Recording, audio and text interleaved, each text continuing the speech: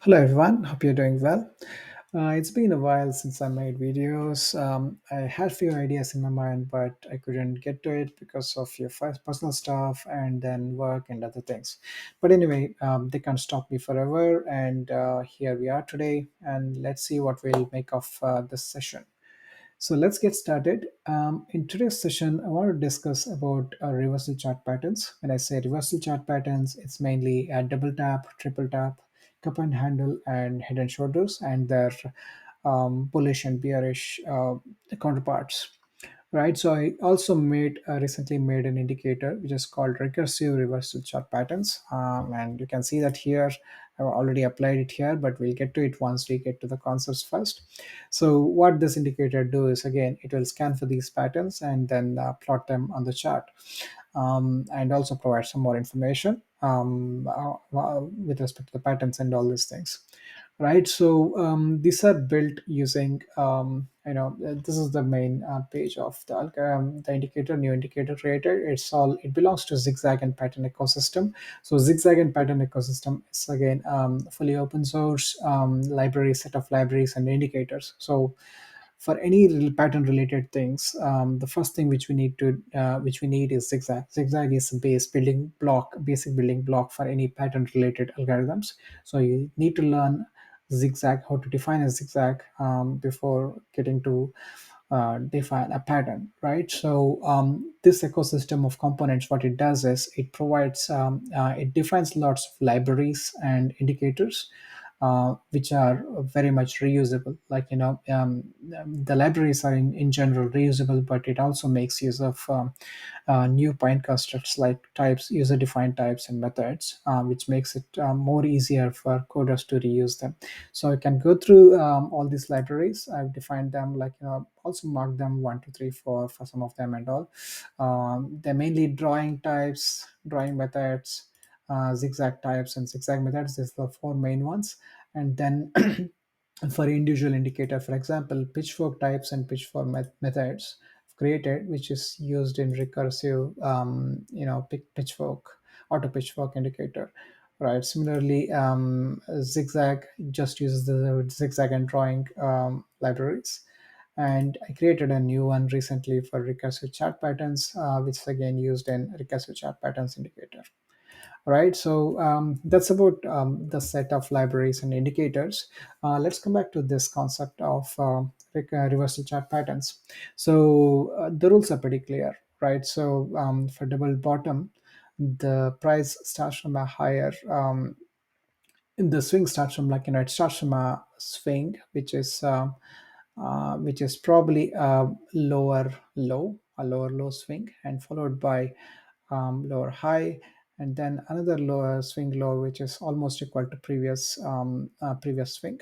There can be some error threshold, like, 10%, 15%, something like that. And then it fails to break down further, and then the price moves up back. So when this happens, this is called a double bottom. Be careful here, because when price reaches here, that's not double bottom, because we don't know whether the price will stop here or it's going to go down from here as well. So that it's double bottom only when the price breaks this neckline. So only when this neckline is broken, then it is double bottom. So that means that you can have an entry here, and then with the stop being lowest of the bottoms, and the target being the origin of the pattern. And similarly for double top, it starts with a swing high, and then higher swing low, means higher low, and then again high which cannot break, or which fails to break convincingly the previous high, and then the price comes back to the previous low. So that's again a double top. It means that's a bearish, and it's an opportunity if it is, like, if the reward offered here is higher than the risk which is present here. Right. Again, this targets, you can keep this target as the origination point here, or you can also place this target based on risk reward. For example, this is your risk. You can make it 1.5, or you can make it 1:2, and similar way. Right. That's about double bottom and double top, and similarly triple bottom and triple top are same, almost same, but there are three tabs instead of two tabs. That's all the difference. So you can also actually have end tabs, like if the price keeps doing the zigzag here and making a channel, that's again works in the same way. So the triple tap again, if you see this here, it's only a triple tap once the price breaks down this neckline, and once it has a breakout, and then you enter here with stop loss being the lower of the bottoms, and the target being the origination of the pattern or based on the risk reward. Similarly, triple top starts with a swing high and multiple tops, which are almost at the same level, and also two or more necklines, which are again at the same levels. And when the breakout happens, then look for an entry here, with the target being the origination of the pattern, and the stop loss being the highest of the tops, three tops. Right. So that's about triple top and triple bottom, and cup and handle. So if you look at cup and handle and double bottom, they're not very different. They're like, instead of making same level, what it does is it actually goes up till the origination point, and then it makes a lower, higher low. Sorry. So the higher low makes a higher low, and then comes back to the neck level. So when this is a strong resistance, because if you see this, it can also be considered as a triangle. If you look at this here, right? So this is almost equal to a triangle. For example, if I draw a trend line, something like this, it can look like a triangle, or it can also be a wedge if it is slightly upper. These are slightly upper, it can also look like a wedge. So again here, if it breaks up, if it breaks this point, it's considered as bullish, but it also means that if it breaks down, the price comes back, and if breaks this point, then it's considered as bearish. So again, here we need to do similar to double bottom and triple bottom. What we need to do here is entries only after the breakout. Once it breaks out, place an entry, the stop loss being the shoulder level, the handle level, the bottom of the handle, and the target. There is no reference for target here. You can look for previous support resistance, or what you can do is you can set it based on a certain risk reward level of this particular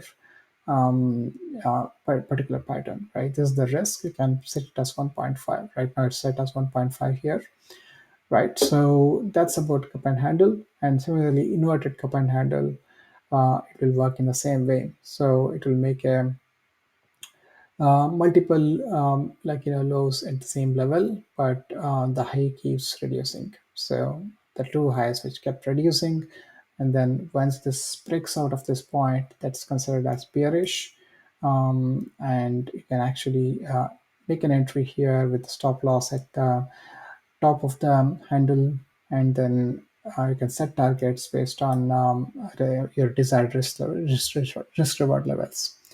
Right. Similarly, if you look at inverse head and shoulders and cup and handle, it's not much different either. If you look at this, you just add another shoulder here, it becomes cup and handle.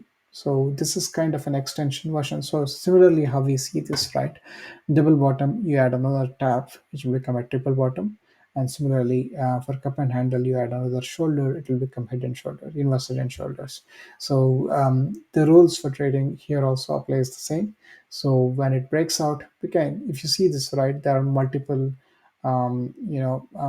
tops at the same level here. So 1, 2, 3, and 4. So if 4 times, it's rejected this level, 3 times it's rejected this level, that means that it's a very strong resistance point. So what you do is, when it breaks up, when it breaks out, you make an entry with the stop being the lower of the two shoulders, and then entry being the target being based on the risk reward levels. And similarly for head and shoulders, um, so when it breaks down, I make an entry here with the stop being the higher of the two shoulders, and the target being based on the risk reward level. So that's all about the concepts of reversal chart patterns. But I wanted to show a few things quickly. And if you say, if what about this? Is this a double tap? Right? You can say there's a double tap as well, but consider if you look at this, right? We're trying to set the target for origination point of the pattern. So if you look at this, the origination is here. So there is not much room here to set target and have a big stop loss. So unless your strategy is based on the risk reward and the target strategy is based on the risk reward, if you are looking to set target based on the origination point, you cannot use this. You'll have to go back to using a risk reward based targets if you want to use this pattern. Right. And also, as I mentioned before, do not when this happens. For example, when this happens, this is not a double bottom at, because the price may keep going down here like this, right? So this is not a double bottom. So it's only double bottom when the price breaks the neckline here, right? So then only it's a double bottom. Then only the rules apply. Okay, and with respect to head and shoulders, so let's get to the head and shoulders. Maybe I'll just scroll it down. So if you go to the head and shoulders, let's say this is the shoulder, this is the head, and how do you consider another shoulder? Let's say if the price came here and then went down here, like so, will it be head and shoulder? So for this, we need to put some more rules actually. Like we need to put some rules saying that this is considered a shoulder based on certain above certain retraction ratio. For example, if this ratio is more than zero point 0.1, then only you can call it as um, shoulder, or it is less than zero point 0.5, then only consider as shoulder. So don't consider this as shoulder and don't consider this as shoulder. It's only shoulder, which is if it is between these levels, something like this. So it's your own rules. You can make up your own rules, and you can use them to test your theories. And once you're fine with them, those theories, or when you think that these theories are giving good results, then you can go ahead and implement them for your strategy. Right. So that's about the concepts again. And let's get to the indicator. So I'll maximize this and I'll delete these drawings and I'll enable these ones. Right. So this is the indicator again. So what it does is it scans for the pivots and it tries to spot these patterns in the chart, and it will highlight them on the chart. Right. So let's briefly go through the settings. Some of these settings are pretty common. For example, theme, dark and light. It's based on your background. Select which one suits you. It only impacts the color of the color of these lines, pattern lines. And these pattern lines colors are completely random. I have some 13, 14 colors which I use on a round robin basis.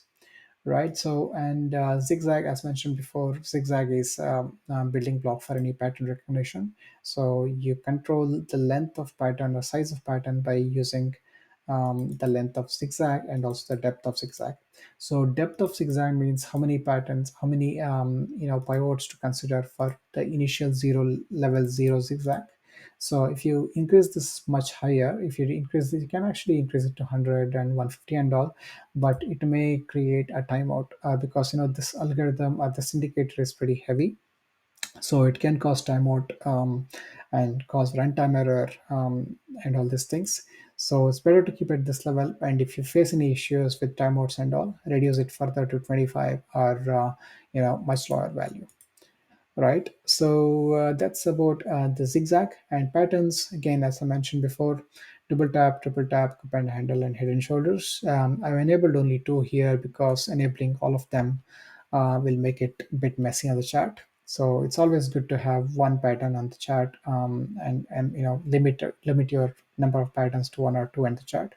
Otherwise, it can get messy, and you'll get confused. Probably use multiple chart layouts, one for each, and all these things like how I did before. That will be that will make it much easier to see what's happening on the chart and all. Right, and there are few parameters with respect to scanning. Error percent is thing, but how much threshold you need to give in order to find the levels. So say, for example, you cannot expect whenever a double top or double bottom happens, you cannot expect it to be at the exact same level. So you need to have some threshold. So that's what it is actually. That's error threshold for checking these levels. So it looks for plus or minus 13% of the ratios, based on the fib ratios. I mean, it will allow that, and it will spot these patterns. You can actually increase this as well. You can make it 20% if you're comfortable with that. But again, these are all the concepts, and these are all indicators. It's up to you to test them and configure them however you want. Right, and the shoulder start and end, which I mentioned here before, like how do you define, or how do you know that this is not a shoulder or this is not a shoulder. So you need to define a ratio of shoulder start and shoulder end. Based on that, you identify that that's a shoulder. So that's what these settings are, like shoulder start and shoulder end. Right, so the risk adjustment percentage is again for setting the stop loss. So this is the bottom. So you want to set stop loss slightly lower, you can do that by using this adjustment percentage. So the last thing is about indicators. So these are all pretty experimental features. For example, what it does is when you enable RSI 14, what it does is it will check whether the RSI level at this pivot is lower than RSI at this level. So it actually kind of checks for divergence.